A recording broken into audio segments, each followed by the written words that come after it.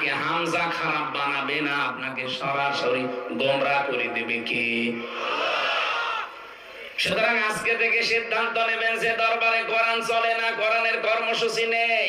ওই দরবারের প্রতিষ্ঠাতা আমার বাবাও যদি হয়, আমি ওই দরবারে নেই। কথা বলে না কেন? কত দরবারে মানুষ যায় ভালো হওয়ার নিয়তে, আগে গাঁজা খেত না, দরবারে গিয়ে গাঁজা ধরেছে, ভালো হয়েছে না খারাপ হয়েছে?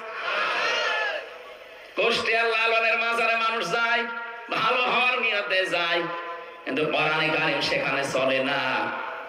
ওখানে আপনি সারা দেশ মিলে কয় মন গাঁজা আর পাবেন, তার চাইতে বেশি গাঁজা ওখানে পাওয়া যায়। যে মানুষ দেখে ওখানে ভালো হওয়ার পরিবর্তে আরো খারাপ হয়ে যায়। প্রকাশ্য সেজদা দিচ্ছে, প্রকাশ্য সেজদা দিচ্ছে কবরকে। হাদিস বললাম না, লা তাত্তাখিযুল কুবুর মাসাজিদা, যে কবরকে সেজদার জায়গা বানাবেন না। আর ওটা পুরা সেজদা চলছে। তার মানে আগে একজন নামাজ পড়তো না, সে এক গুনাহ করতো, এখন কবরে সেজদা দিয়ে শিরিক করছে। ও কি ভালো হয়েছে না খারাপ হয়েছে? ওকে খারাপ বানিয়েছে কে? কেন? কোরআন নেই, তুই গেলি কেন? কোরআন নেই, তুই গেলি কেন? এবারে আর একটা পয়েন্ট বলি, নাকি এটা বাদ দিয়ে দেব? আবার উল্টো পাল্টা মনে করবেন না তো?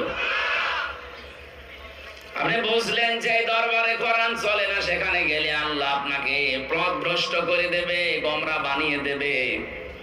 তাহলে বাংলাদেশে যত রাজনৈতিক দলের নাম নিয়ে যারা রাজনীতি করছে, যেই দলে কোরআন নেই, কোরআনের কর্মসূচি চলে না, ওই দল যদি আমার বাবাও তৈরি করে, ওই দলে আমি নেই।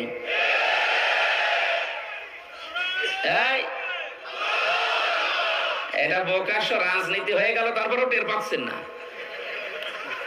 এটা রাজনীতি না? আপনি যদি টের নাও পান, এ হুজুর কিন্তু টের পেয়েছে। এটা রাজনীতি না? এরা কি আন্দাজে তাকবীর দেয়? এরা কি হয়েছে বোঝে? আরে ভাই, আল্লাহর কসম আমি আপনাকে বাঁচাতে চাই। কোরআনের চোখ লাগিয়ে দেখতে পাচ্ছেন আপনি জাহান্নামে যাচ্ছেন। যেই দলে সত্যিই কোরআন নেই, কোরআনের কর্মসূচি ওই দলে চলে না, ওই দলের প্রতিষ্ঠাতা আপনার বাবা হলেও আপনি জাহান্নামে যাবেন। আপনাকে জীবন আল্লাহ হেদায়েত দেবে না, আরো খারাপ বানিয়ে দেবে। আপনার সুরাত সিরাত চেহারা অনেক ভালো মনে হবে, পোশাক আশাক, কিন্তু ভেতরে আল্লাহ হেদায়েত থেকে বঞ্চিত করে দেবে। কারণ একটাই। কারণ কয়টা?